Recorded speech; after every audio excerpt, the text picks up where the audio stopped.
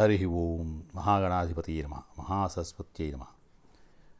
ఈ యొక్క మనం ఈ మ్లేచ్ఛ వంశాలు మరి ఈ యొక్క విదేశీ మత రాజుల ఈ యొక్క సమాచారం విషయంలో మనం రెండో భాగంలో ఉన్నాం. ఈ రెండో భాగంలో మనం చెప్పుకున్నట్టుగా ఈ హిమాలయాలను అధిరోహించి ఈ నైమిసారణ్యం వాసులు 88,000 మంది ఋషులు మరి అక్కడ బదరీ క్షేత్రంలో నివాసం ఉండి స్వామివారు శ్రీహరి గుణ కథన మరి సంకీర్తనలతోటి పాటలతోటి పద్యాలతోటి బాగా నిమగ్గులై ఉన్నారు స్వామివారి మీద భక్తితోటి. తర్వాత ముల్లారా 16,000 సంవత్సరాల పాటు ద్వాపరయుగం ఎన్నో కీర్తులు చూసింది. కానీ ఆ కాలంలోనే మరి చాలామంది శూద్రులు వర్ణశంకరులు రాజులు అవటం కూడా జరిగింది ఆ ద్వాపరయుగంలోనే. ఇంకా ద్వాపరంలో ఇంకా 8,000 మంది 2 సంవత్సరాలు మిగిలి ఉండగానే, అంటే ద్వాపరయుగం ఇంకా 8,202 సంవత్సరాలు మిగిలి ఉండగానే మ్లేచ్ఛ దేశాలకు చెందిన రాజుల ప్రభావం ఈ భూమిపై పడసాగింది. అంటే విదేశాలకు చెందినటువంటి రాజుల ప్రభావం అనుకోవాలి మనం. మ్లేచ్ఛ దేశాలకు చెందిన రాజుల ప్రభావం ఈ భూమిపై పడసాగింది. మ్లేచ్ఛులు ఆదిపురుషుడు ఎవరు? ఆదాం, అతని పత్ని హవ్వ కూడా ఇంద్రియాలను అదుపులో పెట్టుకొని, ఇద్దరు భార్యాభర్తలు ఆదాం और హవ్వ కూడా ఇంద్రియాలను అదుపులో పెట్టుకొని ధ్యానపరాయణులే ఉన్నారు. ప్రధాన అనేటువంటి నగరం ఒకటి ఉంది. దాని తూర్పు భాగంలో ఈ భగవంతుడు అంటే ఈశ్వరుడు 4 క్రోసుల విస్తీర్ణంలో ఒక రమణీయమైన మహావనాన్ని నిర్మించారు. ఆ దేవుడు నిర్మించినటువంటి తోటలోకి కలి వచ్చాడు. కలి వచ్చి ఒక వృక్షం కింద, పాపవృక్షం ఏదో అన్నారు దాని కింద ఒక సర్పరూపంలో చేరాడు. నెమ్మదిగా ఈ హవ్యవతి లేదా ఈవ్ లేదా హవ్వ వద్దకు వచ్చాడు. ఆ విధంగా దూర్తులైన కలి ఒక అపరిశుద్ధమైనటువంటి పత్రాలతో దాచబడిన ఒక ఫలం ఆమె చేత మోసపూరితంగా తినిపిస్తాడు. అప్పుడు ఏమవుతుందంటే వాళ్ళ యొక్క మరి ధ్యానం కానీ ధ్యానపరాయణలే ఉన్నారు కదా ఆదాము హవ్వ, వాళ్ళ యొక్క ధ్యానం దెబ్బతింటుంది. దెబ్బతిని తర్వాత మరి మోసపూరితంగా తినిపించాడు కాబట్టి దేవుని ఆజ్ఞ భంగమైంది కాబట్టి దీనివల్ల ఆదాము హవ్వలకు అనేక సంతతి పుట్టారు.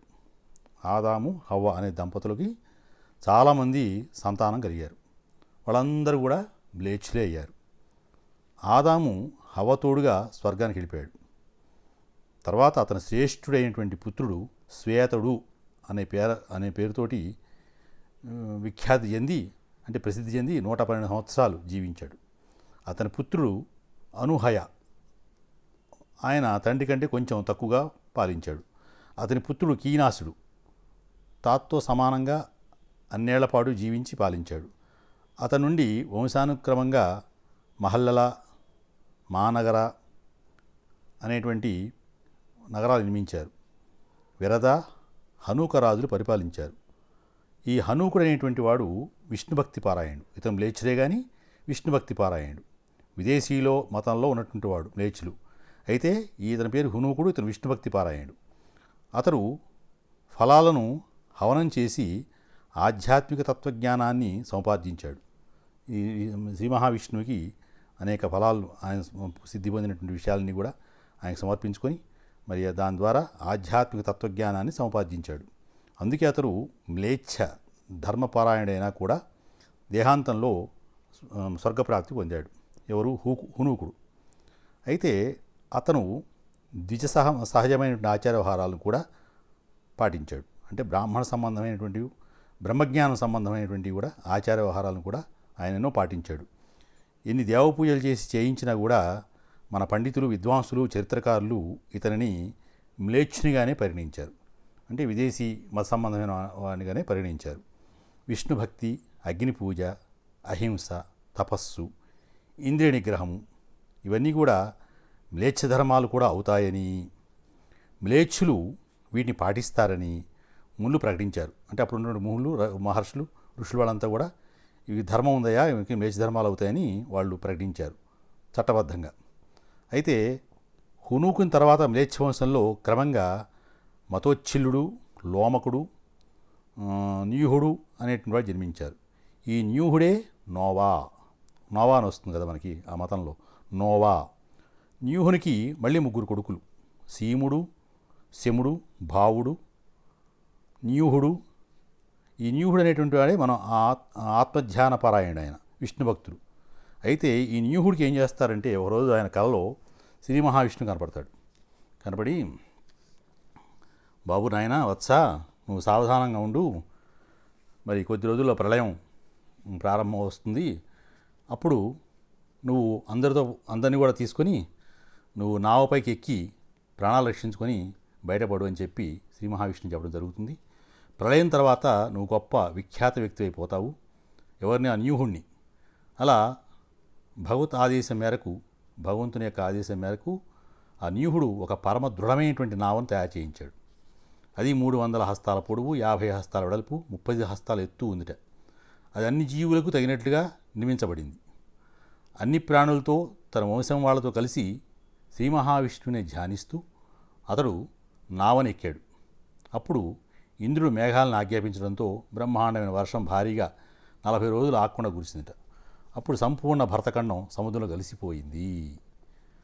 అలా ఎంత కలిసిపోయినప్పటికీ కూడా మరి హిమాలయాల మీద ఉన్నటువంటి బద్రీనారాయణ క్షేత్రం మాత్రం మునిగిపోలేదు.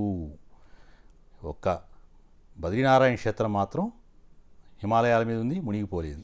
ఎందుకంటే దాని నిండా కూడా, ఆ బద్రీనాథ క్షేత్రం నిండా కూడా ఈ 88,000 మంది ఋషులు, మునులు అంతా కూడా శ్రీ మహావిష్ణు యొక్క మరి గుణగణాలతోటి సంకీర్తనలు ఉన్నారు కదా, ఆ ప్రాంతం మాత్రం మునిగిపోలేదు.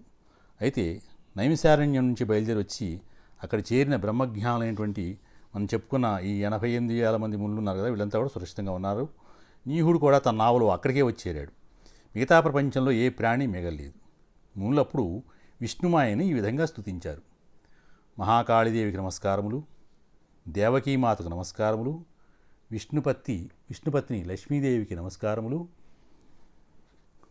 తర్వాత విష్ణుపత్ని లక్ష్మీదేవికి నమస్కారములు, రాధాదేవికి, రేవతికి, పుష్పవతికి, స్వర్ణవతికి, ఈ తల్లులు మాతలకు అందరూ కూడా నమస్కారములు. కామాక్షిమాత, మాయామాతలు కూడా వందనాలు. మహావాయు ప్రభావంతో, మేఘముల భయంకర శబ్దాలతో, ఉగ్రజలధారలతో నేను జగత్తును చూసి మాలో దారుణమైనటువంటి భయం ఉత్పన్నమైంది. భైరవిమాత, మేము మీ కింకర్లం, మీ దాసులం, మమ్మల్ని రక్షించండి అని ఋషులు అడగటంతో దేవికి దయగలిగి వెంటనే జడని ఆపేసింది.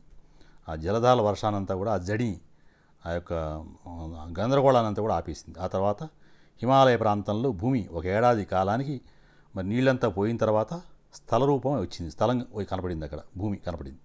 దానికి శిశినాయని అని పేరు. న్యూహుడు అక్కడ స్థిరపడ్డాడు. ఇంకా శౌనిక